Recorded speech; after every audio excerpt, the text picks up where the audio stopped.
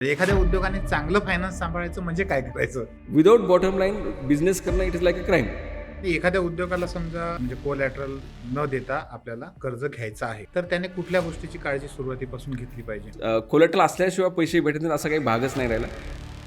अनेक लोक असं म्हणतात की कर्ज अजिबात घ्यायला नाही पाहिजे. दुसरीकडे एका बाजूनं काही लोकांचं असंही म्हणणं असतं की व्यवसाय हा कधीच स्वतःच्या पैशाने करायचा नसतो. नेमकं सत्य काय? एका पॉईंटच्या नंतर तुम्ही हा पैसा दुसऱ्यांच्या धंदा ॲक्च्युली दुसऱ्यांच्याच पैशावरती केला पाहिजे. 200 कोटीच्या वर्किंग कॅपिटल फॅसिलिटीसाठी ते 200 कोटीचं कोलॅटरल आणून नाही देऊ शकणार तुम्हाला. बरोबर. त्या केसमध्ये काय त्याची त्यांच्याकडं 20, 25, 50 कोटीचं असलेलं कोलॅटरल सुद्धा पुरेसं होईल. जर तसं नाही झालं तर मग प्रत्येक एका कंपनीला स्वतःच्या बिझनेससोबत रिअल इस्टेटची एक कंपनी पण सोबत चालू करायला लागेल. अगदी अगदी. सो वर्किंग कॅपिटलची सायकल वर्षामधून फिरत असेल तितकी कंपनीची प्रोबॅबिलिटी जास्त असते प्रॉफिटेबिलिटी कमवण्याची. कोणताही लेंडर पैसे देताना फक्त एकाच गोष्टीची काळजी घेतो की त्याचे पैसे सेफली कसे वापरले जातील, डायव्हर्ट फंड्स होणार नाहीत आणि पैसे वापरून कंपनी कशी मोठी होईल आणि मला माझे पैसे कसे वापस भेटतील. या प्रश्नाचं उत्तर जिथपर्यंत पॉझिटिव्ह आहे तिथपर्यंत सगळ्याच ठिकाणी पैसे भेटू शकतात. लॉंग टर्मचे पैसे कदाचित तुम्ही शॉर्ट टर्मसाठी वापरू शकता, पण शॉर्ट टर्मचे पैसे हे लॉंग टर्मसाठी तुम्ही वापरू शकत नाही. म्हणजे एखाद्या इन्व्हेस्टर ज्यावेळेस कंपनीमध्ये पैसे टाकतो, बिझनेस मॉडेल जेवढं महत्त्वाचं आहे त्यासाठी प्रमोटर पण तेवढाच महत्त्वाचा आहे की एखादा इन्व्हेस्टर येऊन तुम्हाला बिझनेस ग्रो होण्यासाठीची मदत झाली पाहिजे. असं नाही झालं पाहिजे तो इन्व्हेस्टर येऊन तुम्हाला त्रास देतो किंवा तुमचा त्रास त्यांना किंवा त्यांचा त्रास तुम्हाला होते अशा कोणत्या गोष्टी व्हायला नको. तर कोणत्याही बिझनेसच्या प्रमोटरचं काम नेहमी हे वरती असतं, ते म्हणजे सेल्स वाढवण्यावर. की कोणताही प्रमोटर ज्यावेळेस बिझनेस चालू करतो त्यावेळेस सगळ्यात महत्त्वाची गोष्ट त्याच्याकडे असते ते म्हणजे बिझनेस करण्याचं स्वातंत्र्य. पण ज्यावेळेस तो इक्विटी डायल्यूट करतो he is answerable to investors. Debt फंडिंगमध्ये तुम्ही स्टोरी बनवून पैसे रेज नाही करू शकत. खर्चावरती जसं म्हणजे इन्कम कमवताना तुम्ही कितीही कमवा, पण खर्च करताना प्रत्येक एका रुपयाचा तुमचा हिशोब लागला गेला पाहिजे.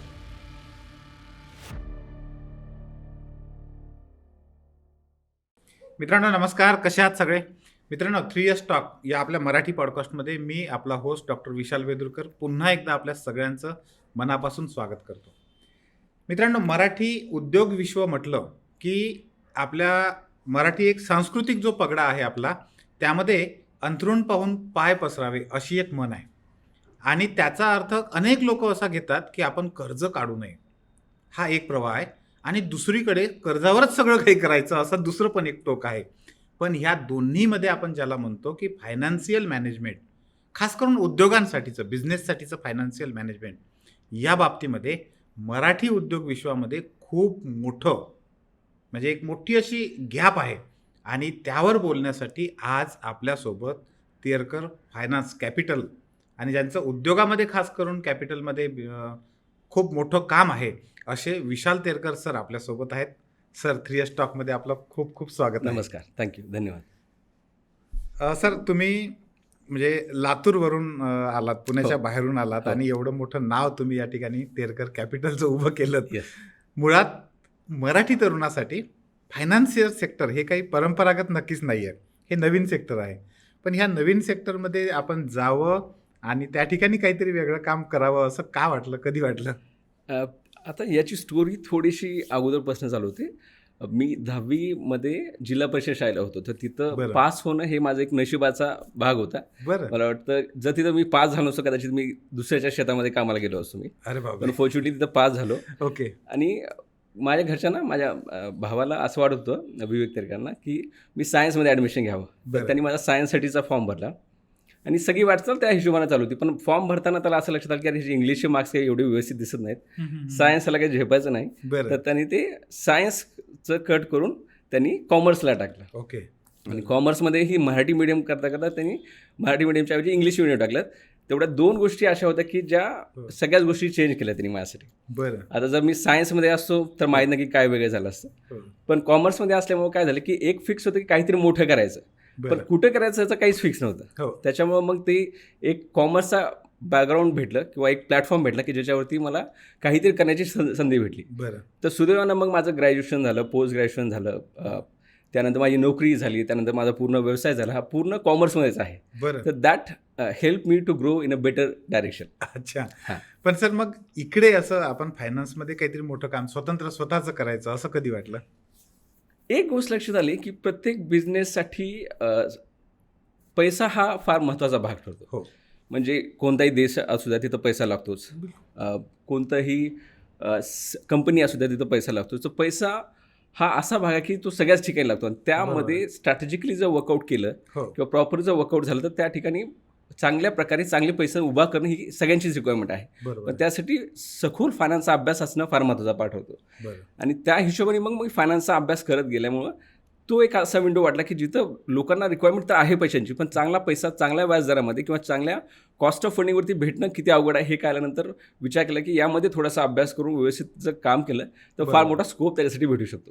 ओके सर असं म्हणतात की एखादा उद्योग समजा यशस्वी करायचा आहे तर 2 पिलर खूप महत्त्वाचे आहेत. एक तर त्याला नफा मिळवता आला पाहिजे त्या उद्योगाला यार आहे. आणि दुसरी गोष्ट त्याला त्याचं फायनान्स मॅनेज करता आलं पाहिजे. बरं. हे असे अनेक हॉटेल आहेत जे खूप चांगले चालतात पण सक्सेस होत नाहीत. म्हणजे चालतात खूप चांगले म्हणजे लोक खूप येतात हे सगळं होतं पण ते चालत नाही कारण फायनान्स मॅनेजमेंट चुकून जातं. बरं. आम्ही एक मागे हॉटेल म्हणजे आपल्या याच्यावर आपण वेगवेगळ्या उद्योजकांना सुद्धा बोलावतो. तर हॉटेल व्यावसायिकांच्या सोबत आम्ही जेव्हा गप्पा मारत होतो पॉडकास्टच्या निमित्तानं तेव्हा असं लक्षात आलं की काही हॉटेल असे पण आहेत की खूप चांगले चालतात पण ते फायनान्शियली वीक होतात किंवा ते प्रॉफिट नाही मिळवू शकत असे. बरं. तर हे जे फायनान्शियल म्हणजे दुसरा जो अँगल आहे की त्यांनी फायनान्सची शिस्त चांगली सांभाळली पाहिजे किंवा फायनान्सचं मॅनेजमेंट खूप चांगलं केलं पाहिजे. म्हणजे नेमकं काय केलं पाहिजे? एखाद्या उद्योगाने चांगलं फायनान्स सांभाळायचं म्हणजे काय करायचं? आता काय होतं की तुम्ही जसं हॉटेल इंडस्ट्री सांगितलं ते हे सगळ्याच इंडस्ट्रीसाठी सेम ॲप्लिकेबल होतं. बरं जसं मॅन्युफॅक्चरिंग झाली, सर्व्हिस इंडस्ट्री झाली, IT इंडस्ट्री झाली, तर त्या सगळ्याच ठिकाणी एक एंट्री ठरतो. ती एंट्री ठरते सेल्स थ्रू अच्छा आणि सेल्सपासनं प्रॉफिटपर्यंत येईपर्यंतचा एक मोठा प्रवास आहे. त्याला वर्किंग कॅपिटलची सायकल आपण म्हणतो. बरं तर कोणत्याही बिझनेसच्या प्रमोटरचं काम नेहमी हे वरती असतं ते म्हणजे सेल्स वाढवण्यावरती. बरोबर आणि कोणत्याही कंपनीच्या प्रमोटर तो त्याच्या सेगमेंटमध्ये त्याच्या इंडस्ट्रीमध्ये तो एक्सपर्ट असो. त्यामुळे तर त्यांनी त्याच्या इंडस्ट्रीची कंपनी चालू केली असेल. जसं की एखादा इंजिनियर आहे तर त्यांची कंपनी इंजिनिअरिंगमध्येच असेल. बरोबर एखाद्या व्यक्तीचं हॉटेल मॅनेजमेंट झालं असेल तर त्याचा व्यवसाय हॉटेल मॅनेजमेंटमध्येच असेल. हो तर आता हे करत असताना त्यांचं पूर्ण लक्ष ऑपरेशनमध्ये असतं. पण त्याच्या भोवतालचे जे लोक आहेत तर त्यांना ह्या गोष्टी व्यवस्थित कळायला पाहिजे की फायनान्स व्यवस्थित कसा मॅनेज झाला पाहिजे जेणेकरून की सेल्समधला काही पोर्शन हा बॉटमपर्यंत येऊन बॉटम लाईन स्ट्रॉंग झाली पाहिजे. ओके प्रॉफिटेबिलिटी स्ट्रॉंग झाली पाहिजे. बरं. आणि त्यासाठी मग तुमचा डायरेक्ट कॉस्ट काय आहे ती लक्षात आली पाहिजे, इनडायरेक्ट कॉस्ट काय आहे ती लक्षात आली पाहिजे बरं किंवा वर्किंग कॅपिटल सायकल महिन्यातनं किती वेळेस फिरते, वर्षातनं किती वेळेस फिरते, त्या हिशोबानं माझे कॉस्ट ऑफ फंडिंग काय आहे, काय कॉस्ट ऑफ बॉरिंग आहे, ह्या सगळ्या गोष्टी जर घेतल्या तरच ते फायनान्शियल मॅनेजमेंट व्यवस्थित होऊ शकतं. पण प्रमोटरचं लक्ष ऑपरेशनसोबत फायनान्शियल बॉटम लाईन स्ट्रेंथनिंग कशी करता येईल याच्यावरती पण असणं तेवढंच महत्त्वाचं ठरतं त्या केसमध्ये. बरं सर आता याच्यामध्ये जेव्हा आपण फायनान्स मॅनेजमेंट एखाद्या उद्योगाचं करतो हो. छोटा असो मोठा असो कुठलाही उद्योग असू द्या अनेक लोक असं म्हणतात की कर्ज अजिबात घ्यायला नाही पाहिजे. दुसरीकडे एका बाजूनं काही लोकांचं असंही म्हणणं असतं की व्यवसाय हा कधीच स्वतःच्या पैशाने करायचा नसतो, तो दुसऱ्याच्याच पैशावर करायचा असतो. नेमकं सत्य काय? काय होतं सर की प्रत्येक धंदा म्हणजे व्यक्तीचं जसं आयुष्य आहे तसं धंद्याचंही एक आयुष्य आहे. तर कदाचित सुरुवातीच्या काळामध्ये तुम्ही स्वतःच्या पैशानं धंदा एका लेवलपर्यंत आणणं आवश्यक आहे जेणेकरून की बाकीच्या लोकांना तुमच्या धंद्यावरती विश्वास निर्माण व्हावा. आणि एकदा विश्वास निर्माण झाल्यानंतर मग तुम्हाला पैसे भेटणं शक्य होतं. पण एका पॉईंटच्या नंतर तुम्ही हा पैसा दुसऱ्यांच्या धंदा ॲक्च्युली दुसऱ्यांच्याच पैशावरती केला पाहिजे. तर सगळ्यात महत्त्वाचं कारण काय, एका पॉईंटच्या नंतर तुमचा स्ट्रगल पिरियड संपतो. अच्छा स्ट्रगल पिरियड संपल्यानंतर काय होतं की तुमची प्रॉफिटेबिलिटी वाढायला लागते. तर प्रॉफिटेबिलिटी वाढून तुम्ही गव्हर्नमेंटला टॅक्स देण्यापेक्षा हे कधीही बरं पडतं की तुम्ही वर्किंग कॅपिटलचं कुशन ठेवा. बरं त्याच्यामधनं स्केल करा. वर्किंग कॅपिटल असलं की ऑटोमॅटिकली तुमच्या बिझनेससाठी किंवा सेल्ससाठीच्या भरपूर काही अपॉर्च्युनिटी आहेत की ज्या तुम्हाला करायच्या राहिल्या आहेत किंवा बिझनेस स्केल कसा करेल याच्यासाठीच्या भरपूर काही अव्हेन्यू ओपन करू शकता तुम्ही. पण त्याच्यासाठी तुमच्याकडे ते ऑप्शन्स अवेलेबल असणं आवश्यक आहे वर्किंग कॅपिटलचं. ओके पण ह्या दोन्हीचा समन्वय ठेवून जर तुम्ही म्हणजे स्वतःचेही पैसे सोबत असणं आवश्यक आहे आणि बाहेरच्या लोकांचेही पैसे स्टेक होल्डरचे त्याच्यामध्ये बँक आले, इन्व्हेस्टर्स आले, त्यांचाही पैसा सोबत असणं आवश्यक आहे. पण एका पॉईंटच्या नंतर हा पैसा हा बँकरचा किंवा बाहेरच्या लोकांचाच असणं कधीही प्रेफरेबल राहतो. आणि ते एक प्रोफेशनल रिलेशनशिप बनून जातं कारण की त्यांचा मोठा विश्वास राहतो कंपनीवरती, कंपनीच्या ऑपरेशन्सवरती. प्रमोटरचा पैसा एका पॉईंटच्या नंतर संपवतो, तो किती काळ टिकणार आहे. जसं काय तुम्ही लिमिटेड कंपन्या बघितल्या, एखादी सोल प्रॉपर्टी पकडा, एखादी लिमिटेड कंपनी लिस्टेड पकडा. तर लिस्टेड कंपनीमध्ये प्रमोटरचे शेअर्स असू शकतात पण त्याचा स्वतःचा ओनर्स इक्विटी किती आहे हे फार कमी होऊन जातं. पण ते प्रोपर्टी फर्ममध्ये जर पाहिलं तर ते उलटं होतं, सगळा पैसा प्रोपर्टरचाच आहे, बाहेरच्या लोकांचा पैसा नाहीच आहे. पण ती एक स्टेज आहे, त्या स्टेजच्या नंतर मग बाहेरच्या लोकांचा पैसा बिझनेसमध्ये यायला चालू होतो. म्हणजे तुम्हाला स्केलअप करायचं आहे तर ते मस्ट आहे पुढे ते आवश्यक आहे. ते धंद्याचं म्हणजे ते वय आहे, त्या वयामध्ये ते बाहेरच्या पैसा आलाच पाहिजे, त्याच्यानुसार ते बिझनेस स्केल झाला पाहिजे, त्या हिशोबाने ते चालत ना सगळं. एका टप्प्यावर म्हणजे कोणता असा टप्पा तुम्हाला वाटतो की त्या टप्प्यावर तुम्ही कर्ज न घेता इक्विटी म्हणजे ओनरशिपमध्ये पैसे आले पाहिजे लोक, असं वाटतं? आता हे इंडस्ट्री टू इंडस्ट्री ह्या सगळ्या गोष्टी व्हॅरी करू शकतात, पण तरीही जनरल काय होतं की आता इंडियन इकॉनॉमी ज्या स्टेजला आहे, जनरली 100 कोटीपर्यंतचा टर्नओव्हर करण्यासाठीचे डेट फंडिंगचे ऑप्शन्स फार चांगले अवेलेबल आहेत सध्या. म्हणजे तिथं कोलॅटरल असावाच असं अपेक्षित नाही, विदाऊट कोलॅटरल असताही तुम्ही चांगल्या प्रकारे पैसे रेज करू शकता. बरं. म्हणजे तुम्हाला काही वर्किंग कॅपिटलचे काही चांगले इन्स्ट्रुमेंट आहेत, काही सेक्युअरचे इन्स्ट्रुमेंट आहेत, बरं. कॅपेक्ससाठीचे आहेत, ओपेक्ससाठीचे आहेत. तर तुम्ही डेट फंडिंगमध्ये पैसा उचलून कंपनीचा सेल्स वाढवत राहा. बरं. ज्यावेळेस तुम्हाला असं वाटेल की आता सेल्स चांगल्या पद्धतीने वाढलेला आहे आणि माझ्याकडे डेट ऑप्शन्स आता जास्त नाहीत की ज्याच्यामधनं मला पैसे उभा करता येऊ शकतील, बरं. त्यावेळेस मग इक्विटी डायल्यूट करणं हे कधीही प्रेफरेबल राहील. पण तुम्ही जर डेट ऑप्शन एक्सप्लोर न करता इक्विटी इनिशियल लेवलला जर घेतली तर होईल काय की तुम्ही बालविवाह केल्यासारखं तुमच्या इक्विटीला व्हॅल्युएशन येण्याच्या अगोदर तुम्ही इक्विटी डायल्यूट करता. हो. आणि ज्यावेळेस इक्विटीची व्हॅल्यू होते त्यावेळेस it becomes a investors fruit actually. बरोबर. तर डायल्यूट करणं किंवा सगळ्यांनी त्याच्यातनं नफा कमवणं काही चुकीचं नाही, पण ते योग्य वेळेला डायल्यूट करणं सगळ्यात महत्त्वाचा पार्ट होतो. ते कोणती वेळ असते तर ते डेट ऑप्शन सगळे जे आहेत ते एक्झॉस्ट झाल्यानंतर तुम्ही इक्विटी टच करणं इज ऑलवेज प्रेफर्ड. तुम्ही खरं तर हे खूपच कमी वेळामध्ये खूप मोठी सायकल सांगितली. आम्हाला ते थोडं टप्प्याटप्प्याने समजून घेणं भाग आहे. करेक्ट. ते तुम्ही जेव्हा आता म्हटलं की विदाऊट तारण पण कर्ज मिळू शकतो, बरोबर. असं पण मिळतं असं? हां, भरपूर. आता काय होतं की डेट इन्स्ट्रुमेंटमध्ये अगोदर काय व्हायचं, फक्त गव्हर्नमेंट बँकच बऱ्यापैकी काम करायच्या, त्यानंतर प्रायव्हेट बँक्स आल्या, त्यानंतर NBFCs आल्या, त्यानंतर आता AIF आहेत, काही म्युच्युअल फंड्स आहेत, काही फंड हाऊसेस आहेत. बरं. तर यांची डेट फंडिंगची सायकल फार मोठी होत चालली आहे. आता बरं. काही फायनान्शियल इन्स्टिट्यूशन आहेत की ज्यांची फंडिंग 10 लाख रुपयापासून चालू होते आणि बरं. काही फायनान्शियल इन्स्टिट्यूशन अशी आहेत की ज्यांची फंडिंग 100 कोटीपासून पुढे चालू होते. बरं. तर ती सायकल जी आहे ती फार वेगळी व्हॅरी होते प्रत्येक कंडिशन टू कंडिशन. पण ते आपल्याला डिसाईड करणं आवश्यक आहे की आपल्याला कोणत्या वेळी कोणत्या ठिकाणावरून पैसे घ्यावे लागतील. बरं. आणि सगळ्यात महत्त्वाचं की कोलॅटरल नसताना कोणत्याही बिझनेसमध्ये सगळ्यात महत्त्वाचा पार्ट काय ठरतो तर त्या बिझनेसची असलेला कॅश फ्लो. हो. त्या बिझनेसमध्ये जर व्यवस्थित कॅश फ्लो असेल तर कोलॅटरल हे नेहमी दुय्यम ठरतं. कारण की कोणत्याही फायनान्शियल इन्स्टिट्यूशनला कोलॅटरल घेण्याचं एक मेन रिझन काय असतं किंवा सिक्युरिटी घेण्यामागचं मेन रिझन काय असतं, उद्या चालून जर काही चुकीचं घडलं किंवा कंपनीचं काही इन्सॉल्वंट झाली तर त्यांना त्यांचे पैसे रिकवर करण्यासाठी ते कोलॅटरल वापरता यावं, हे त्याचं मेन सेकंड प्लॅन असतो. बरोबर आहे. पण मेन प्लॅन काय आहे की कंपनीनं किंवा फायनान्शियल इन्स्टिट्यूशनने त्या बिझनेसमध्ये पैसे टाकावेत, त्या बिझनेसची ग्रोथ व्यवस्थित व्हावी, बरोबर. बिझनेस मोठा व्हावा आणि जो कोणी लेंडर आहे त्याला त्याचे पैसे वापस भेटावेत, तो ऑब्जेक्ट असतो. आणि तो ऑब्जेक्ट साध्य होतो कॅश फ्लोमधनं. जर अच्छा. कॅश फ्लो व्यवस्थित असेल तर collateral always remain the secondary. त्याच्यामुळे तुम्ही कोलॅटरल असल्याशिवाय पैसे भेटत नाहीत असा काही भागच नाही राहिला. कित्येक तर फायनान्शियल इन्स्टिट्यूशन्स असे आहेत की तुम्हाला विदाऊट कोलॅटरलसुद्धा फार चांगली अमाऊंट आणि फार मोठ्या रकमेपर्यंतची अमाऊंट ते तुम्हाला देतात. व्याज जर थोडासा कमी जास्त होतो पण बरं. त्याचे it varies from balance sheet to balance sheet. एक साधारण कितीपर्यंत असं विदाऊट कोलॅटरल कर्ज एखाद्या उद्योगाला मिळू शकतं? आता ते डिपेंड करतं कंपनीच्या टर्नओव्हरवरती. म्हणजे अच्छा. समजा की एखाद्या कंपनीचा 10 कोटीचा टर्नओव्हर आहे हो. तर वर्किंग कॅपिटल सायकलनुसार किंवा RBIच्या नियमानुसार त्यांना 20%च वर्किंग कॅपिटल असायला हवं. आता पैसे घेताना 2 पद्धतीनं पैसे लागतात. एक तर म्हणजे नेहमी बिझनेसमध्ये 2च कामासाठी पैसे लागतात. हो. एक तर कॅपेक्ससाठी लागतात आणि दुसरे ओपेक्ससाठी लागतात. बरोबर. कॅपेक्सची अमाऊंट कदाचित मोठी असू शकते. म्हणजे 10 कोटीचा एखादा बिझनेसचा टर्नओव्हर आहे तर त्यांना 2 कोटी, 3 कोटी, 5 कोटी, 10 कोटीचा कॅपेक्स लागू शकतो. बरोबर. पण ओपेक्समध्ये वर्किंग कॅपिटलमध्ये जनरली 20% वर्किंग कॅपिटल हे नेहमी पुरेसे पकडलं जातं. बरं. तर 10 कोटीच्या बिझनेससाठी तुम्हाला कदाचित 2 कोटी रुपयाचं किंवा 1 कोटी रुपयाचं वर्किंग कॅपिटल पुरेसं होतं. बरं. पण समजा की एखाद्या कंपनीचा टर्नओव्हर आहे 1000 कोटी रुपये, हो. तर त्या कंपनीसाठी मग 200 कोटी रुपयाचं कोलॅटरल 200 कोटीचं वर्किंग कॅपिटल फॅसिलिटी लागते. बरं. पण 200 कोटीच्या वर्किंग कॅपिटल फॅसिलिटीसाठी ते 200 कोटीचं कोलॅटरल आणून नाही देऊ शकणार तुम्हाला. बरोबर. त्या केसमध्ये कदाचित त्यांच्याकडं 20, 25, 50 कोटीचं असलेलं कोलॅटरल सुद्धा पुरेसं होईल. जर तसं नाही झालं तर मग प्रत्येक एका कंपनीला स्वतःच्या बिझनेससोबत रिअल एस्टेटची एक कंपनी पण सोबत चालू करावी अगदी, लागते. अगदी. तर ती कंडिशन नको येता यासाठी अच्छा. कॅश फ्लो एका पॉईंटच्या नंतरच पकडला जातो. आपल्या पॉडकास्टमध्ये सर असे अनेक पाहणारे लोक आहेत जे ग्रामीण भागांमध्ये पण उद्योग करणारे आहेत, बरं. खास करून कृषी व्यवसायाशी संदर्भात समजा. तर या लोकांना सुद्धा विनातारणचं कर्ज मिळू शकतं? सर आता काय झालं की कोणत्याही बिझनेसला पैसे भेटण्यामागचं एक मेजर सेगमेंट असतो किंवा एक बँकरचं किंवा कोणत्याही लेंडरचं एक कारण काय असतं, हो. तो कोणत्या अँगलला पाहतो की या बिझनेसमध्ये वर्किंग कॅपिटलची सायकल किती वेळेस फिरते. ओके.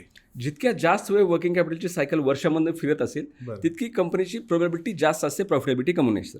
ओके. तर समजा की एखादं ट्रेडिंगवाला बिझनेस आहे हो. तर ट्रेडिंगवाला बिझनेसमध्ये दिवसांना कदाचित 2 वेळेस त्याची वर्किंग कॅपिटलची सायकल फिरत असेल. बरोबर किंवा एखादा बिस्किटचा पुडा आहे तो शेल्फवरती ठेवला असेल, बरोबर तो आज सकाळी ठेवला संध्याकाळपर्यंत तो गेला, तर त्याची वर्किंग कॅपिटल बिस्किटच्या पुड्यापुरती ती संपली. पण आता शेतीच्या सेगमेंटमध्ये काय होतं, वर्षातनं 2च वेळेस हो. ती सायकल फिरते. हो हो जसं 2 वेळेस त्याचा हंगाम असतो त्या बरोबर हिशोबाने. बरोबर. पैसे भेटतात, पैसे भेटत नाही असला भाग नाही, पण शेवटी डिपेंड करते की प्रॉफिटेबिलिटी कशी आहे. कोणताही लेंडर पैसे देताना फक्त एकाच गोष्टीची काळजी घेतो की त्याचे पैसे सेफली कसे वापरले जातील, डायव्हर्ट फंड्स होणार नाहीत आणि पैसे वापरून कंपनी कशी मोठी होईल आणि मला माझे पैसे कसे वापस भेटतील. या प्रश्नाचं उत्तर जिथपर्यंत पॉझिटिव्ह आहे तिथपर्यंत सगळ्याच ठिकाणी पैसे भेटू शकतात. मग ते ॲग्रिकल्चर असू द्या, मायनिंग असू द्या किंवा रिअल इस्टेट असू द्या, अच्छा. कोणतीही इंडस्ट्री असेल तर पैसे 100% तिथं भेटतात. आणि एखाद्या उद्योगाला समजा विना म्हणजे कोलॅटरल न देता आपल्याला कर्ज घ्यायचं आहे, तर त्याने कुठल्या गोष्टीची काळजी सुरुवातीपासून घेतली पाहिजे? हां, आता याच्यामध्ये काय होतं बऱ्याच वेळेस, की आत्ताच्या ज्या कंडिशन्स आहेत, म्हणजे तुम्ही इच्छा असो किंवा नसो, गव्हर्नमेंटच या सगळ्या गोष्टींची काळजी घेते. कारण की सगळ्यात मोठा बिझनेस कोण करतं, तर गव्हर्नमेंट करतं. बरोबर आहे. तर त्यामुळं गव्हर्नमेंटच काळजी काय करते, की हो. तुम्हाला पैसे पाहिजे आहेत, लोन पाहिजे असेल, तर तुम्ही कंप्लायन्सेस क्लिअर ठेवा. तर तुम्ही जर आता पाहिलं, की हो. 2010मध्ये किंवा 2000मध्ये किंवा 2012मध्ये या काळामध्ये गव्हर्नमेंटपेक्षा CA लोकांना, CS लोकांना कंप्लायन्सेस त्यांच्या क्लायंटचे कंप्लीट करण्यासाठी किंवा बिझनेसला कंप्लायन्सेस क्लिअर करण्यासाठी फार मोठी मशक्कत करावी लागायची. त्यांना वॅट भरावा लागायचा, हो. त्यांना सर्व्हिस टॅक्स भरावा लागायचा, त्यांचा EPF वगैरे सगळ्या गोष्टी त्यांना भराव्या लागायच्या. पण त्याची फ्रिक्वेन्सी कमी असायची. पण आता गव्हर्नमेंटच स्वतः काळजी घेते, की तुम्ही GST वेळेवरती भरता का नाही, तुमचं EPF महिन्याला भरता का नाही. बरोबर. आता तुम्ही 3 महिने GST नाही भरला तर ऑटोमॅटिकली कॉन्फिस्केट तुमचं GST सर्टिफिकेट होऊन जातं. तर कंप्लायंट राहणं हा सगळ्यात महत्त्वाचा पार्ट आहे. अच्छा. आत्ताची बिझनेस करण्याची सगळ्यात चांगली गोष्ट काय, की तुम्ही कंप्लायंट राहा. ओके. अदरवाईज तुम्ही कंप्लायंट नाही राहिलं तर तुम्हाला बिझनेस करणं एक बिझनेस आहे आणि कंप्लायन्सेस सोबत डील करणं एक वेगळा बिझनेस बनतो. त्याच्यामुळे कंप्लायंट राहणं इज ऑलवेज गुड. तुम्ही जर कंप्लायंट असाल तर मग you have 100 doors open to raise the funds. बरोबर आहे.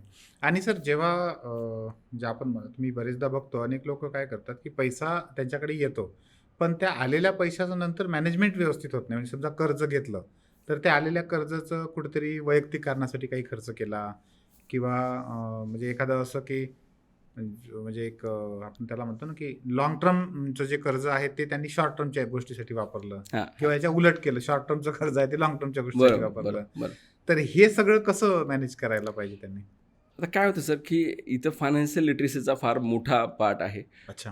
बिझनेस रन करत असताना जसं ऑपरेशनल नॉलेज असणं आवश्यक आहे ना सर, त्याचंच बिझनेसमधल्या काही किंवा फायनान्समधल्या काही ठोकताळी माहीत असणं आवश्यकच आहे. अच्छा. जसं की तुम्ही शॉर्ट टर्मचे पैसे लाँग टर्मसाठी वापरायलाच नको सर. कारण काय होतं, की तुम्ही शॉर्ट टर्मच्या समजा की एखाद्याकडून तुम्ही उसने पैसे आणलेत हो. आणि तुम्हाला अपेक्षित आहे किंवा तुम्ही या म्हणजे विश्वासावरती पैसे आणले की तुम्हाला 1 आठवड्यानंतर पैसे द्यायचे आहेत. बरोबर. पण ते पैसे आणून जर तुम्ही एखादी प्रॉपर्टी विकत घेताय हो. तर ते पैसे वापस कसे करणार तुम्ही? तर ते सेम प्रश्नाचं उत्तर तुम्हाला बिझनेसमध्ये द्यावं लागणार. तर शॉर्ट टर्मचे पैसे हे शॉर्ट टर्मच्याच रिक्वायरमेंटसाठी वापरणं कधी योग्य असतं. जसं की वर्किंग कॅपिटलसाठी जर तुम्ही पैसे घेतलेत हो. तर ते वर्किंग कॅपिटलच्या सायकलसाठी वापरलं तर त्याचा उपयोग चांगला होऊ शकतो. बरोबर. पण तुम्ही वर्किंग कॅपिटलचे पैसे जर कॅपेक्ससाठी वापरले हां, हां. ज्याच्यामधनं बेनिफिट यायला उशीर लागणार आहे, ओके. तर त्याचे पैसे जर तुम्ही ते शॉर्ट टर्मचे लॉंग टर्मला वापरले तर त्याचं नुकसान होईल की शॉर्ट टर्मची सायकल नाही फिरणार तुमची. बरोबर आहे. त्यामुळे शॉर्ट टर्मचे पैसे हे नेहमी शॉर्ट टर्मसाठीच वापरावेत. लॉंग टर्मचे पैसे कदाचित तुम्ही शॉर्ट टर्मसाठी वापरू शकता, पण शॉर्ट टर्मचे पैसे हे लॉंग टर्मसाठी तुम्ही वापरू शकत नाही सर. मग ते तसं जर वापरलं झालं मग तर ते ते वर्किंग अडचणीत- कॅपिटलची सायकलच डिस्टर्ब होऊन जाते. अडचणीमध्ये येऊ हां शकतात. हां करेक्ट. बरोबर आहे. करेक्ट. सर बरेचदा आता कर्ज घेत असताना राष्ट्रीयकृत बँका ज्या आहेत त्या खूप सारे डॉक्युमेंट्स मागतात बरोबर. आणि प्रायव्हेट ज्या बँका असतात त्या जरा कमी डॉक्युमेंट्सवर ते कर्ज वगैरे देतात, बरोबर. असं आपल्याला दिसतं. तर एखादा उद्योजक आहे त्यांना कर्ज घेत असताना म्हणजे आपण कोणाकडून कर्ज घेतलं पाहिजे, यासोबतच अशा पुन्हा कुठल्या कुठल्या गोष्टीची काळजी घेतली पाहिजे की हां, तर आपण जसं आता मगाशी डिस्कस केलं सर, की कंप्लायंट राहणं ना हो. जसं महत्त्वाचं. तुम्ही कंप्लायंट राहिलं ना मग ऑटोमॅटिकली तुमचे सगळे डॉक्युमेंटेशन तयार होतच राहतं बरोबर आहे. आणि ते ओव्हर द पिरियड ऑटोमॅटिकली सगळ्या गोष्टी घडतात. हो. जर तुम्ही कंप्लायंट नाही तर मग डॉक्युमेंटेशन क्लिअर नसा. आता राष्ट्रीयकृत बँका असू द्या किंवा प्रायव्हेट बँका असू द्या, बरोबर. त्यांना तेच डॉक्युमेंट लागणार. कंपनीच्या KYC लागणार आहेत, फायनान्शियल्स लागणार आहेत, बरोबर. तुम्हाला स्टॉक स्टेटमेंट द्यावेच लागणार आहे, तुम्हाला कंपनीची कॅपेक्सची डिटेल्स द्यायला लागणार आहेत. बरोबर. तर ते नेहमी ते लागतीलच. कॉमन जवळपास सगळीकडे डॉक्युमेंट सेमच लागतात. फक्त तुम्ही कंप्लेंट जर होत राहिले तर हो. मग डॉक्युमेंटची गरज अशी काही वेगळी सर्च लागणार नाही त्याच्यामध्ये. अच्छा. अनलेस तुम्ही एखादा नवीन प्रोजेक्ट ओपन करताय, प्रोजेक्टची फिजिबिलिटी वगैरे हा थोडासा एक वेगळा भाग येतो, पण तिथं त्याचे वेगळे प्रोज अँड कॉन्स आहे. शेवटी गव्हर्नमेंट बँक असू द्या किंवा प्रायव्हेट बँक असू द्या, एकच चेक करा की हे पैसे कुठं वापरले जातात, बरोबर. कसं वापरले जातात आणि या प्रश्नाचं उत्तर ते शोधतात डॉक्युमेंटेशनच्या पॉईंट ऑफ व्ह्यू. अच्छा. सर कर्ज दिल्यानंतर पण बँका याच्यावर लक्ष ठेवून असतात? हां, आता ते डिपेंड करतं की तुम्ही इन्स्ट्रुमेंट कोणत्या टाईपचं घेता. प्रत्येक अच्छा. एका इन्स्ट्रुमेंटचं उपयोग वेगळा असतो. जसं अच्छा. की तुम्ही लोन अगेन्स्ट प्रॉपर्टी जर घेतलं तर तिथं एंड यूज मॉनिटर होतच नाही. आता एंड यूज मॉनिटर होत नाही म्हणजे काय होतं, बँकेची रिस्क वाढते. रिस्क वाढते म्हणून बँक ते काय करते किंवा फायनान्शियल इन्स्टिट्यूशन काय करतो, जर तुमची 100 रुपयाची प्रॉपर्टी आहे तर त्याच्या अगेन्स्ट तुम्हाला ते 17 रुपये देतात. कारण की ते वर्षी 30 रुपये ते या क्वेश्चनसाठी ठेवतात की उद्या चालून जर तुम्ही फंड डायव्हर्ट केले किंवा उद्या चालून जर कंपनी काही कारणास्तव जर पैसे वापस नाही करू शकली तर ते 30% कमीत कमी डिस्काउंटमध्ये प्रॉपर्टी विकता यावी. पण तुम्ही जर पाहिलं तर लोन अगेन्स्ट प्रॉपर्टीमध्ये काय होतं की जसं जसं तुम्ही लोन परतफेड करता तसं तसं प्रॉपर्टीची व्हॅल्यू वाढते, लोनची अमाऊंट कमी होते. त्याच्यामुळे बँक जसं जसं तुम्ही रिपेमेंट करता बँकेची रिस्क कमी कमी होत जाते. ओके. पण त्याच ऐवजी जर तुम्ही सीसी पाहिली तर तुम्हाला बँकेमध्ये स्टॉक स्टेटमेंट द्यावीच लागते. बरोबर. तुम्हाला ओडीसाठी तुम्हाला स्टॉक स्टेटमेंट द्यायची गरज नाही, पण तिथे फंडचा एंड यूज मॉनिटर होतो की तुम्ही पैसे कुठं वापरताय. जितकं फंडचा एंड यूज प्रॉपरली मॉनिटर होईल तितकं बँकेची रिस्क कमी असते. अच्छा. आणि जेवढी रिस्क कमी असते तेवढा व्याज कमी असणार. बरं. तर ते गणित ते नेहमी पाळलं जातात बँकेमध्ये. म्हणजे सीसी समजा एखाद्या बँकेनं दिली तर त्या सीसी मध्ये बँकेची जास्त रिस्क असते असं म्हणता येईल. नाही, सीसी मध्ये कमी रिस्क असते कारण की सीसी तुम्हाला प्रत्येक महिन्यामध्ये स्टॉक स्टेटमेंट द्यावंच लागतं. स्टॉक स्टेटमेंट देताना तुम्हाला स्टॉक किती आहे तुमच्याकडे हे डिस्क्लोज करावं लागतं, डेटर्स किती आहेत तेच डिस्क्लोज करावं लागतात, क्रेडिटर्स किती आहेत ते डिस्क्लोज करावे लागतात. त्या बेसिसवरती ते तुम्हाला ठेवणार की तुमची 10 कोटीची जी सीसी आहे 10 कोटीपैकी तुम्ही आज या महिन्यात 5च कोटी वापरा. ओके. तर तिथे एंड यूज मॉनिटर होतो, त्याच्यामुळे तिथं व्याज कमी पडतो. बरं. पण जर लॅप असेल तर त्या केसमध्ये मग ते व्याज वाढतो. त्या केसमध्ये त्यांना थोडंसं हे होतं. हां, रिस्क जास्त असते त्यांची. सर, अलीकडे स्टार्टअपचा खूप बोलबाला आहे आणि स्टार्टअप म्हटलं की अनेक लोकांना असं वाटतं की सुरुवातीच्या दिवसापासूनच फंडिंग घेऊन लोक चालू करतात. तर म्हणजे सुरुवातीच्या दिवसापासून इक्विटी देऊन ज्याला आपण म्हणतो, तर तो काय प्रकार असतो आणि त्याच्यामध्ये खरं काय करू शकते? आता बऱ्याच वेळेस इक्विटी या कॉन्सेप्टला लोक ऑदरवाईज पाहतात. म्हणजे इक्विटीमध्ये त्यांना असं अपेक्षित असतं की तुम्ही सुरुवातीलाच म्हणजे कंपनीच्या पहिल्या दिवसापासूनच लोकांकडे पैसे घ्या, इन्व्हेस्टरकडनं पैसे घ्या आणि त्यावरती बिझनेस करा. पण तसा बिझनेस कधीच चालत नाही पहिला भाग, किंवा फार कमी प्रायोरिटी आहे ते चालण्याचा. आणि सगळ्यात महत्त्वाचं काय की तसा पैसे कोणी देतच नाही. अच्छा. त्याच्यामुळे काय होतं की एक सिम्पल रिझन काय त्याच्यामध्ये की तुम्ही इव्हन बँकेच्या पर्स्पेक्टिव्हने जरी पाहिलं तर वी कॅन कोरिलेट की बँक आणि इक्विटी ते कसं पाहतात त्या गोष्टीला, की एखाद्या बिझनेसमध्ये जोपर्यंत ओनरचा स्किन इन द गेम राहणार नाही ओके तोपर्यंत तो प्रमोटर बिझनेस ग्रो नाही करणार. म्हणजे एखाद्या इन्व्हेस्टर ज्यावेळेस कंपनीमध्ये पैसे टाकतो, बिझनेस मॉडेल जेवढं महत्त्वाचं आहे त्यासाठी प्रमोटर पण तेवढाच महत्त्वाचा आहे. जर प्रमोटरचा स्किन इन द गेम नसेल तर प्रमोटरनी टाकलेले पैसेच जर नसतील त्याच्यामध्ये तर बिझनेस ग्रो होण्याचं त्यासाठी काही कारणच राहत नाही. बरोबर. त्यामुळे नेहमी अपेक्षित असतं की प्रमोटरचं स्किन इन द गेम असावं आणि एकदा स्किन इन द गेम असेल तर तोही तेवढीच मेहनत करेल ऑपरेशनली सक्सेसफुल करण्यासाठी. इन्व्हेस्टर काय म्हणू शकतो की तुम्ही एकदा तुमचा बिझनेस प्रूव्ह केला की त्यानंतर एक्सपान्शन करण्यासाठी, स्केल करण्यासाठी मी तुम्हाला पैसे देऊ शकतो किंवा देणं अपेक्षित आहे. ऑफकोर्स त्याच्यामध्ये भरपूर काही पार्ट्स येतात. सीड फंडिंग आहे, पुन्हा VC फंडिंग आहे, तर त्या केसमध्ये वेगळं वर्कआउट होतं. पण इक्विटीचं एक वेगळा सेगमेंट आहे की जिथं स्केलिंगसाठी पैसे दिले जातात, की ज्यावेळेस तुमचं ऑपरेशनली बिझनेस प्रूव्ह होतो आणि प्रूव्ह झाल्यानंतर स्केल करण्यासाठी मग तुम्हाला फंडिंग घेणं कधी ॲडवायजेबल राहतं. पण सुरुवातीच्या पहिल्या दिवसापासून तुम्ही असं बिलकुलच अपेक्षित करू शकत नाही की तुम्हाला कोणतरी इन्व्हेस्टर येईल आणि तो तुम्हाला पैसे देईल. पण ऑफकोर्स हे सगळं डिपेंड करतं इंडस्ट्री टू इंडस्ट्री. एखादं बायोटेक्नॉलॉजीची इंडस्ट्री आहे किंवा कंपनी आहे तर त्यांना R&Dमध्येच 10-15 वर्ष लागणार, तर कदाचित तिथं बिझनेस किंवा सेल्स चालू होण्याच्या अगोदर कदाचित इन्व्हेस्टर येऊ शकतो. पण एखादं मॅन्युफॅक्चरिंग कंपनी आहे तर तुम्ही असं नाही म्हणू शकत की मला तुम्ही पैसे द्या, तुम्ही पैसे दिल्यानंतर मग मी जागा घेईल, मग मी मशीन्स घेईल, मग मी रॉ मटेरियल खरेदी करेल आणि नंतर मग मी पैसा कमवल्यानंतर मग मी तुमचे रिटर्न करणार. मग याला काही असे व्हॅल्यू राहत नाही. ओके सर, एखाद्याने आता समजा एखादा उद्योग सुरू केला, प्रोडक्शन आहे समजा, ते सुरू केलेलं आहे, आता स्वतःच्या याने सुरू केलंय, पण आता त्याला स्केल अप करण्यासाठी पुढे जायचं आहे आणि फंडिंग घ्यायचं आहे. बरोबर. ज्याला आपण पिच करणं म्हणतो इन्व्हेस्टर समोरचं, तर ते त्यांना कशा पद्धतीने केलं पाहिजे, कुठल्या गोष्टीवर फोकस केला पाहिजे अशा वेळेस? आता यावेळेस ना पहिल्यांदा प्रमोटरला त्याची फार क्लॅरिटी आवश्यक असणं आहे की पैसे आल्यानंतर ते पैसे कशा स्वरूपाचे वापरायचे आहेत. एखाद्या कंपनीचा 10 कोटीचा टर्नओव्हर आहे आणि तो मागताना प्रमोटरचा किंवा इन्व्हेस्टरला मागतो की मला एक 25 कोटी पाहिजे, 50 कोटी पाहिजे. आता 50 कोटीचं मागतो 10 कोटीवाला टर्नओव्हर असलेल्या कंपनी, तर त्याचं अपटाईट आहे का 50 कोटी ॲब्झॉर्व करण्याचं? ऑफकोर्स ते पैसे येताना पण ट्रान्चमध्ये येतील, ते एकदाच 50 कोटी रुपये तुम्हाला देणार नाहीत, त्याचे देताना 5-5 कोटीच्या ट्रान्चमध्ये देतील. पण ते पैसे आल्यानंतर त्याचा उपयोग कसा करतात याची पहिल्यांदा क्लॅरिटी हवी. त्यानंतर तुम्ही ज्या इन्व्हेस्टरला पिच करतात त्याच्यासोबतच्या मग त्याच्या SOPs वेगळ्या आहेत. म्हणजे काय होतं की एखादा इन्व्हेस्टर येऊन तुम्हाला बिझनेस ग्रो होण्यासाठीची मदत झाली पाहिजे. असं नाही झालं पाहिजे की तो इन्व्हेस्टर येऊन तुम्हाला त्रास देतो किंवा तुमचा त्रास त्यांना किंवा त्यांचा त्रास तुम्हाला होतो, अशा कोणत्या गोष्टी व्हायला नको. तर शेअर्स डायल्यूट करताना शेअर होल्डर्स ॲग्रीमेंट किंवा त्यांच्यातल्या दोघांमधल्या ज्या टर्म्स अँड कंडिशन्स असणं आहे ना ती फार क्लिअर असणं आवश्यक आहे. कोणत्याही किंवा काय होतं बऱ्याच वेळेस की कोणताही प्रमोटर ज्यावेळेस बिझनेस चालू करतो त्यावेळेस सगळ्यात महत्त्वाची गोष्ट त्याच्याकडे असते ते म्हणजे बिझनेस करण्याचं स्वातंत्र्य. बरोबर. पण ज्यावेळेस तो इक्विटी डायल्यूट करतो he is answerable to investors आणि त्या इन्व्हेस्टरला मग पैसे तो घेतल्यानंतर तो आन्सरेबल असतो की याचे हे पैसे कुठं वापरले जात आहेत. बरोबर. महिन्याला तुम्हाला त्याची रिपोर्टिंग करायला लागते, वर्षाला त्याची तुम्हाला प्रॉपर रिपोर्टिंग करायला लागते, त्यांना डिटेल्स द्यावे लागतात. पण कोणत्या बिझनेसला किती पैसे लागतील याची तुम्हाला क्लॅरिटी असल्यानंतर तुम्ही त्या हिशोबाने तुमचा फंड कोणते आहेत किंवा या इंडस्ट्रीमध्ये कोणते कोणते फंड्स ॲक्टिव्ह आहेत त्या फंड्स थ्रूच तुम्ही ते पिच केलं पाहिजे. कदाचित काय होतं की प्रत्येक एका फंडची एक फिलॉसॉफी असते इन्व्हेस्टमेंटची. हो. एखादा फंड कदाचित ट्रेडिंगच्या बिझनेसमध्येच पैसे देऊ शकतो, एखादा मॅन्युफॅक्चरिंगमध्ये, कदाचित सेमी कंडक्टरमध्येच पैसे देऊ शकतो, कारण की त्यांना तो बिझनेस व्यवस्थित कळतो. त्याच्यामुळे त्यांचं फंडिंग ह्या पर्टिक्युलर इंडस्ट्रीलाच असतं. बरोबर. त्यामुळे तुमची इंडस्ट्री कोणती आहे त्या हिशोबानेच तुम्ही फंड हाऊसेस किंवा इन्व्हेस्टर शोधणं आवश्यक आहे आणि त्या हिशोबानेच तुम्ही त्यांच्याकडे इन्व्हेस्टमेंट घेणं आवश्यक आहे. आणि त्या हिशोबानेच त्याला पिचिंग पण तुम्ही केलं पाहिजे. करेक्ट कसं केलं पाहिजे. करेक्ट. सर तुम्ही आता जे तुमच्या कॅपिटल याच्यामध्ये काम करता तर हे कोणत्या कोणत्या स्वरूपाचं असतं मग साधारण? आपण काय करतो की कंपन्यांचं डेट फंडिंगमध्ये काम करतो आणि इक्विटी फंडिंगमध्ये काम करतो. पण इक्विटीचं पोर्शन थोडंसं कमी आहे, डेट फंडिंगमध्ये जास्त आहे. बरं. त्याचं एक रिझन काय की डेट फंडिंगमध्ये तुम्ही स्टोरी बनवून पैसे रेज नाही करू शकत. डेट फंडिंगमध्ये तुम्ही प्रूव्ह केलं पाहिजेत की तुमचा अगोदरचा जो ट्रॅक आहे त्या ट्रॅकमध्ये तुम्ही किती व्यवस्थित किंवा किती सक्सेसफुली तुम्ही अगोदरचा बिझनेस केलेला आहे. बरोबर. तुमच्या त्या बॅलन्स शीटनुसार ते कळतंच आणि बॅलन्स शीटच्या सपोर्टवरती मग तुम्हाला फंडिंग किती भेटायला पाहिजेत, कशी भेटायला पाहिजेत याचं असेसमेंट होतं. त्यामुळे आपला मेजर फोकस जो आहे फंड रेज करताना तो आपण डेट फंडिंगमध्ये करतो. पण त्याच्याहीमध्ये मग भरपूर सारे इन्स्ट्रुमेंट आहेत, भरपूर सारे लोकेशन्स आहेत. भारतामध्येही करता येतं, भारताच्या बाहेरही करता येतं. तर that depends upon the business. Okay. आणि इक्विटीमध्ये जेव्हा तुम्ही करता म्हणजे तुम्हाला साधारणतः इक्विटीमध्ये आपण जेव्हा करतो तर तेव्हा कुठल्या सेक्टरमधल्या कंपन्यांमध्ये जास्त जातो? आता इक्विटीमध्ये काय होतं की इक्विटीचा इन्व्हेस्टर जेव्हाही पिक्चरमध्ये येतो किंवा इन्व्हेस्टमेंट करण्यासाठी येतो त्यावेळेस त्यांचा मेजर फोकस असतो की हा बिझनेस स्केल कसा होईल. अच्छा.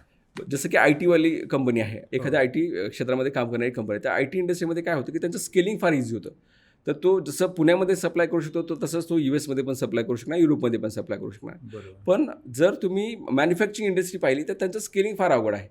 होणार नाही अशातला भाग नाही, पण स्केलिंग होतं पण त्याला अवघड आहे. तर काही त्याच्यामध्ये लॉजिस्टिक्स येतं, त्याचा लीड टाईम आहे, त्याचं प्रोडक्शन कॅपॅसिटी आहे. तर त्यामुळेच स्केलिंग आवडतं. ज्या इंडस्ट्रीमध्ये स्केलिंग जास्त होऊ शकतं किंवा सोपं आहे त्या केसमध्ये मग इन्व्हेस्टर इझी होतात इन्व्हेस्टमेंट करण्यासाठी, इक्विटीसाठी. आणि सर डेप्टसाठीचं जेव्हा आपण हे फंडिंग करतो तर त्यावेळेस समजा आता एक 5 कोटी 10 कोटीपर्यंतचा एखादा हे आहे तर त्याच्यासाठी कुठले कुठले इन्स्ट्रुमेंट ओपन असतात? मग काय होतं सर की पैसे तुम्ही एंड्यूस कुठं आहे पैशांचा, जसं की तुम्हाला वर्किंग कॅपिटल पाहिजे आहे तर वर्किंग कॅपिटलमध्ये तुम्हाला CC आहे, OD आहे, WCTL आहे, WCDL आहे, बिल डिस्काउंटिंग आहे, वेंडर फायनान्सिंग आहे, अनसिक्युअर्ड आहेत. तर भरपूर काही इन्स्ट्रुमेंट आहेत की जे तुम्हाला वर्किंग कॅपिटलसाठी सपोर्ट करू शकतो. आता कॅपेक्समध्ये तुम्ही कोणत्या प्रकारचा कॅपेक्स करता त्यावरती डिपेंड करतं. तुम्हाला मशीन्स घेता असाल तर मशीनसाठी वेगळे इन्स्ट्रुमेंट आहेत. तुम्ही काही प्रॉपर्टीचं किंवा एखाद्या फॅक्टरीचं तुम्ही कन्स्ट्रक्शन करताय त्यासाठीचे वेगळे इन्स्ट्रुमेंट आहे. तर ते टोटली डिपेंड करतं की प्रमोटरची व्हिजन काय त्या फंड रेझिंगसाठी, त्यानंतर तुमची बॅलन्स शीट कशी सपोर्ट करते या हिशोबाने तुम्ही ते इन्स्ट्रुमेंट चूज करणं आवश्यक आहे. चुकीचं इन्स्ट्रुमेंट जर चूज झालं जसं तुम्ही मगाशी म्हणाल तर चुकी शॉर्ट टर्मचे पैसे लॉंग टर्मसाठी जर लागले गेले तर त्या हिशोबाने मग पूर्ण बिझनेसमध्ये गोंधळ होऊ शकतो. तर ते अवॉइड करण्यासाठी राईट नीडनुसार राईट फंड रेज करणं हे महत्त्वाचं ठरतं. आणि म्हणजे इतक्या दिवसाच्या कामांमध्ये तुमच्याकडे अशा अनेक सक्सेस स्टोरीज तयार झाल्या असतील की म्हणजे तुमच्या ह्या कामामुळे त्यांना एक नवीन संजीवनी मिळाली आणि आता ते बंद पडलं असतं. Correct. Fortunately it is pleasure for us to work with the companies and it justifies our ethical and professional obligation also. म्हणजे काय होतं की एखाद्या कंपनीला पैसे देणं हे आमचं जरी प्रोफेशन असलं पण त्याचं इथिकल एवढं मोठं रिस्पॉन्सिबिलिटी तयार होते की त्या कंपनीची ग्रोथ होते, त्या कंपनीतल्या एम्प्लॉईंची ग्रोथ होते, त्या कंपनीमुळं ग्रो झाल्यामुळे कंपनी गव्हर्नमेंटला टॅक्स भेटतो. तर त्या आजूबाजूची पूर्ण इकोसिस्टमच ग्रो होऊन जाते फंड रेज केल्यामुळे. एखादी अशी सक्सेस स्टोरी म्हणजे ज्याच्यातून तुमच्याकडे खूप सारे असतील, भरपूर सारे, पण ते केवळ तुम्ही त्यावेळेस ते करू शकलात त्याच्यामुळे त्यांना पुढे नवसंजीवनी भेटली किंवा काही करता आलं असं? आता तशा भरपूर कंपन्या, पण तरी मी तुम्हाला 1-2 उदाहरण देतो की IT कंपन्या आहेत की ज्यांचा 2000 16मध्ये आपण त्यांच्यासाठी ज्यावेळेस त्यांचा टर्नओव्हर होता एक 5 कोटी रुपयाचा आणि त्यावेळेस त्यांना आपण एक वर्किंग कॅपिटलची फॅसिलिटी दिली होती. साधारण त्यांना एक कोटीपर्यंत 1.5 ते 2 कोटी रुपयापर्यंतची फंडिंग केली होती आपण. तर त्यांचा बिझनेस आता काय होतं की ते IT मध्ये असल्यामुळे त्यांना हे माहितीच नाही की विदाउट कोलॅटरल फंडिंग भेटतं. ओके. पण fortunately we were able to raise the good amount of funds for them. तर फंड रेज केल्यामुळे त्यांना वर्किंग कॅपिटलची सायकल भेटल्यामुळे किंवा 1-1.5 कोटीचं वर्किंग कॅपिटलचा सपोर्ट भेटल्यामुळे त्यांना नवीन क्लायंट ॲक्विजिशन करणं सोपं झालं. बरं. मग तो 5 कोटीचा टर्न तो 17मध्ये झाला, जवळपास 7.5-8 कोटीपर्यंत गेला. मग तो साधारणतः एक मला वाटतं की 20 कोटीपर्यंत गेला. मला वाटतं की लास्ट फायनान्शियल इयरमध्ये they were able to cross 100 crores of a turnover. 100 कोटीच्या पुढे त्यांचा टर्नओव्हर गेला. आता काय होतं की 100 कोटीच्या पुढे टर्नओव्हर गेल्यानंतर तुमच्याकडे फंडिंगचे ऑप्शन्स वेगळेच ओपन होतात, जिथं तुम्ही डिसाईड करू शकता की तुम्हाला कोणत्या स्वरूपामध्ये पैसे पाहिजेत आणि किती व्याजदरामध्ये पैसे पाहिजेत. तर ते सगळं शक्य होऊ शकतं त्यानंतर. बरोबर आहे. तुम्ही जेव्हा सांगत होता आता आम्ही शिक्षक म्हणून म्हणजे मी जिल्हा परिषदच्या शाळेमध्ये पण शिकवलं आहे. जिल्हा परिषदच्या शाळेत 1ल्या-2ऱ्या वर्गात ज्या मुलांना शिकवलं ती मुलं मोठी झाल्यानंतर डॉक्टर, इंजिनियर झाली किंवा एखादा IAS ऑफिसर झाला तर जसं वाटतं तसं तुम्हाला वाटत असेल ना. It is a pleasure sir. काय होतं की मी तुम्हाला मगाशी जसं म्हणू की कोणताही प्रमोटर त्यांच्या बिझनेसमध्ये तो इतका गुरफटलेला असतो, ऑपरेशनमध्ये इतका गुरफटलेला असतो की त्यांना हे बाकीच्या गोष्टी माहीत नाही. तर ती आपली इथिकल रिस्पॉन्सिबिलिटी बनते की त्या कंपनीसाठी चांगल्या पद्धतीने चांगल्या व्याजदरामध्ये चांगले पैसे कसे कमवता येतील. बरोबर. तर ते महत्त्वाचा पार्ट होतो सर त्याच्यासाठी. सर खास करून मराठी जे उद्योजक आहेत त्यांच्या दृष्टीत तुम्ही इतके दिवसापासून काम करताय याच्यामध्ये, तुम्हाला काय वाटतं की कुठल्या 3 गोष्टीमध्ये आपले लोक कमी पडत आहेत सर ह्या सगळ्या गोष्टी? या सगळ्यामध्ये काय होतं सर, सगळ्यात महत्त्वाचं म्हणजे त्यांनी बॅलन्स शीटचं थोडंसं अभ्यास करणं आवश्यकच आहे सर. त्याचं कारण काय की बिझनेसचं व्हॅल्युएशन चालतं बॅलन्स शीटवरती. तुम्ही कदाचित किती मोठं काम करत असाल, काही करत असाल, पण बॅलन्स शीटचा अभ्यास असणं तुम्हाला फार क्लिअर महत्त्वाचं आहे. त्यानंतर तुम्ही वर्किंग कॅपिटल सायकल किती इफिशियंटली मॅनेज करू शकता आणि त्यानंतर तुम्ही किती कंप्लायंट राहता. ह्या 2-3 गोष्टीकडं कोणत्याही प्रमोटरचं फार लक्षपूर्वक काळजी घेतली पाहिजे त्यांनी. कारण काय होतं, जितका या गोष्टीकडे काळजी घेईल किंवा तो प्रमोटर कंप्लायंट राहील, वर्किंग कॅपिटलच्या सायकल वाढवेल, बॅलन्स शीट जेवढी समजेल त्याला तेवढं त्याच्या बिझनेसचा ग्रोथ होण्यासाठी फायदा होतो. कारण की तुम्हाला तुमची बॅलन्स शीट बनवण्यासाठी 365 दिवसाची अटेम्प्ट दिलेले आहेत. तुम्ही जितके सक्सेसफुल अटेम्प्ट करता तेवढी तुमची पुढच्या वर्षाची म्हणजे त्या पर्टिक्युलर इयरची बॅलन्स शीट स्ट्रॉंग होते. आणि जेवढी बॅलन्स शीट स्ट्रॉंग होते तेवढी तुमची ग्रोथसाठी ट्रॅजेक्टरी क्लिअर होऊन जाते. ओके. सर बॅलन्स शीट म्हटलं ना, अनेक लोकांना म्हणजे माझ्या माहितीनुसार तरी खूप लोकांना बॅलन्स शीटमध्ये ओपनिंग बॅलन्स काय असतं, क्लोजिंग बॅलन्स काय असतं किंवा बॉटम लाईन, टॉप लाईन हे जे आहे याच्यात म्हणजे उद्योग करत असतात, वर्षानुवर्ष उद्योग करत असतात, पण ते कळत नाही कधीच. करेक्ट. दुसरी गोष्ट, लोकांना ते आकडे वाचायचे कसे, समजून कसे घ्यायचे, म्हणजे प्रॉफिट किंवा रेव्हेन्यू सारखंच वाटतं अनेक लोकांना. अनेक लोकांना असं वाटतं की ग्रॉस आपण ज्याला म्हणतो ना ते म्हणजे एवढं ग्रॉस नफा आणि नेट नफा तो सारखाच वाटतो. हे सगळं कसं समजून घेतलं पाहिजे त्यांनी? काय होतं सर की आपल्यासाठी म्हणजे आमच्यासाठी तर प्रत्येक बॅलन्स शीट वेगळी ठरते, प्रत्येक इंडस्ट्री वेगळी ठरते. पण प्रमोटरचं फिक्स आहे की सर त्याला त्याच बिझनेसमध्ये काम करायचं आहे आणि त्याच्या बॅलन्स शीटचे आयटम ठरलेले आहेत सर. बरोबर. जसं की सेल्स करताना तो कुठनं सेल्स करणार आहे किंवा कशा प्रकारचा सेल्स करणार हे फिक्स आहे सर. सेल्सचे 2-3 स्ट्रीम असतील किंवा सोर्सेस आहेत तिथून सेल्स होतो. किंवा रॉ मटेरियल खरेदी करताना मी कुठनं रॉ मटेरियल खरेदी करतो, कसा रॉ मटेरियल करतो. तर एकदा बॅलन्स शीट जर समजली ना सर, जनरली बॅलन्स शीटचं स्ट्रक्चर त्यांचं काही फार मेजरली चेंज होणार नाही सर प्रत्येक वर्षी. ते बऱ्यापैकी सेम राहतं अनलेस एखाद्या वर्षामध्ये काहीतरी म्हणजे एखादी घटना घडली ज्याच्यामध्ये बॅलन्स शीटमध्ये मोठा इम्पॅक्ट काहीतरी पडला.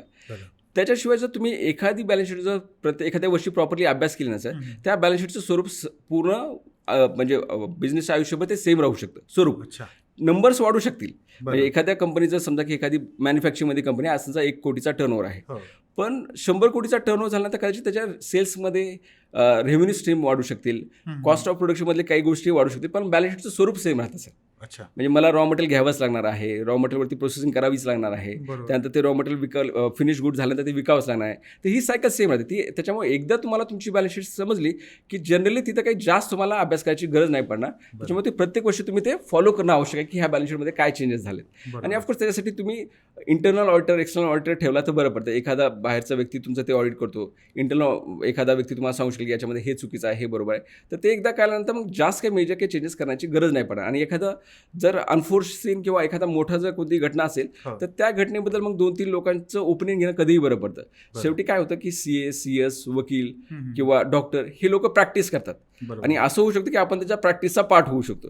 किंवा उद्या जाऊन जर त्यांनी एखादी ट्रीटमेंट एखाद्या ट्रान्झॅक्शनला चुकीची दिली तर त्याचं पूर्ण फायनान्शियल ट्रान्झॅक्शनचं टॅक्सेशन म्हणा किंवा बर्डन हे आपल्यावरती येऊ शकतं. त्याच्यामुळे एखादा मेजर जर ट्रान्झॅक्शन झालं असेल तर 2-3 फायनान्शियल कन्सल्टंटसोबत CA सोबत त्याच्यावर ट्रीटमेंट काय योग्य असेल हे समजून घेऊनच त्याच्यावरती बुक्समध्ये रेकॉर्ड करणं महत्त्वाचं ठरतं सर.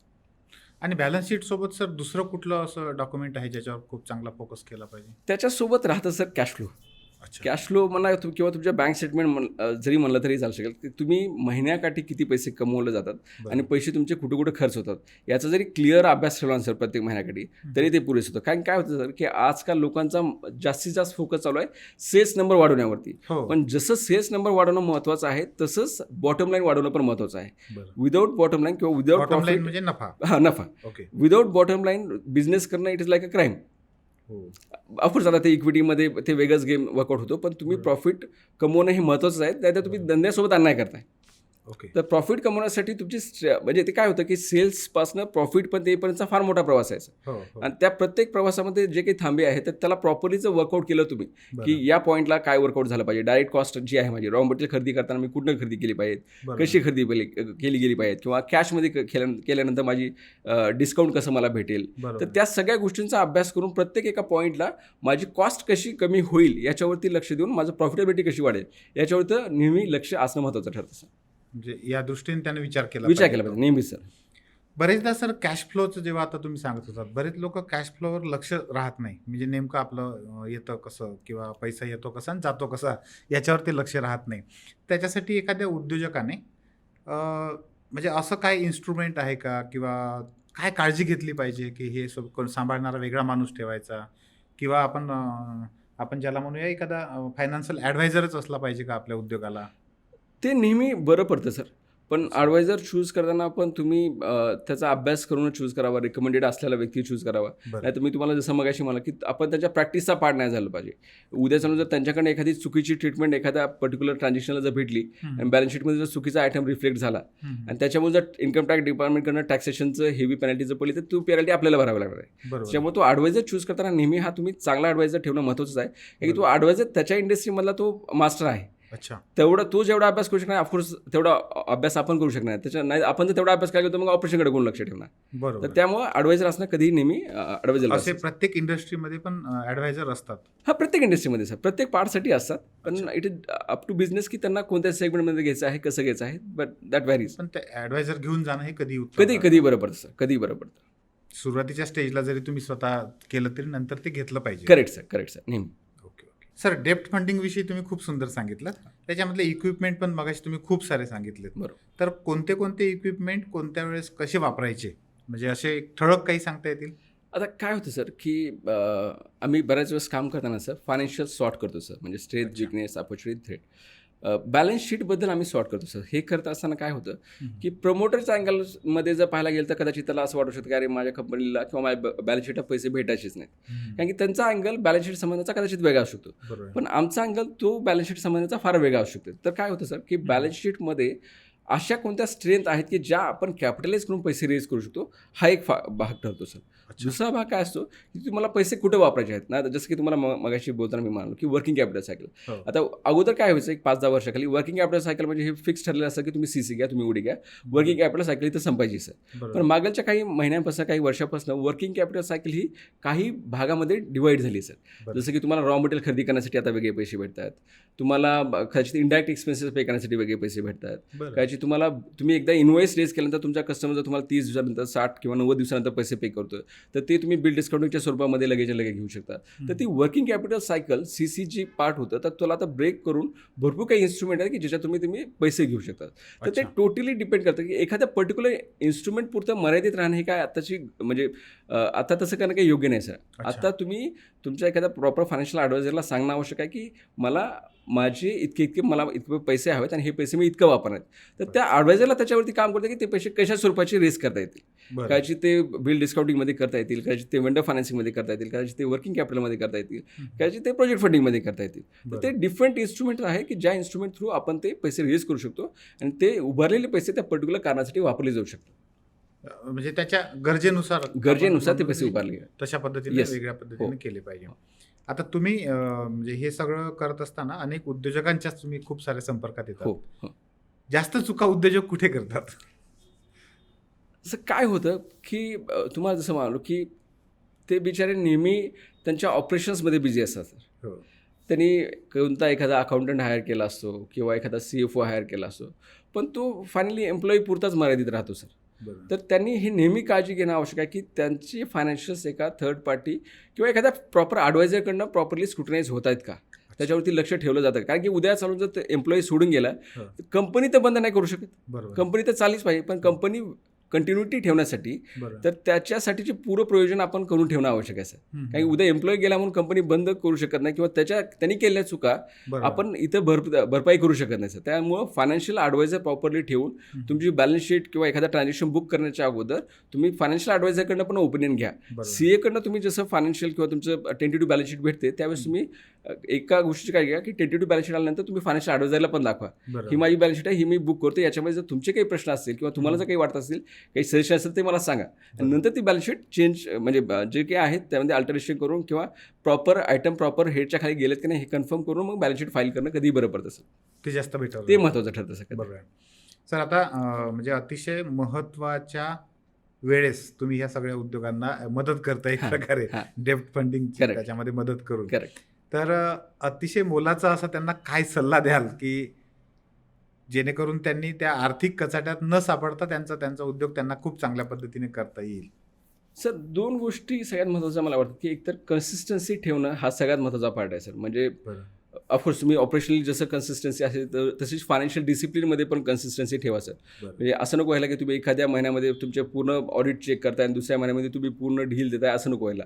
तुम्ही तुमचं खर्चावरती जसं म्हणजे इन्कम कमवताना तुम्ही कितीही कमवा, हो. पण खर्च करताना प्रत्येक एका रुपयाचा तुमचा हिशोब लागला गेला पाहिजे सर. बरं. सगळ्यात महत्त्वाचा पार्ट आहे की तुमचा त्या हिशोबावरती कंट्रोल राहायला पाहिजे सर. कन्सिस्टन्सी राहणं आणि तुम्ही ज्या गोष्टी डिसाईड केल्या आहेत त्याच्यावरती कंटिन्युअसली एक्झिक्यूट करत राहणं, हे काही महत्त्वाच्या गोष्टी आहेत की त्या नेहमी फॉलो केल्या गेल्या पाहिजे सर. त्या करणं खूप महत्त्वाचं महत्त्वाचं आहे सर. येस. सर खूप खूप धन्यवाद. खूप सुंदर पद्धतीने तुम्ही आजचा एपिसोड झालात, जे खास करून ज्यांना सेल्फ एम्प्लॉयमेंट म्हणतो आपण, Correct. की डॉक्टर असेल, इंजिनियर असेल किंवा त्यांच्यासारखे असे अनेक छोटे छोटे सेल्फ एम्प्लॉयमेंटच्या दृष्टीनं प्रोफेशनल व्यवसाय आणि काही लोक आहेत की ज्यांना छोटे छोटे उद्योग आहेत. म्हणजे अगदी एखाद्यानं दुकान सुरू केलेलं आहे, एखाद्याचं ट्युशन क्लास आहे, कुठलं एखाद्याचं काय. पण अशा लोकांसाठी हा पॉडकास्ट खूप मोठा म्हणजे नक्की मला माहिती आहे की ते खूप महत्त्वाचा ठरेल, खूप उपयोगाचा ठरेल. खूप खूप धन्यवाद. धन्यवाद सर. थँक्यू.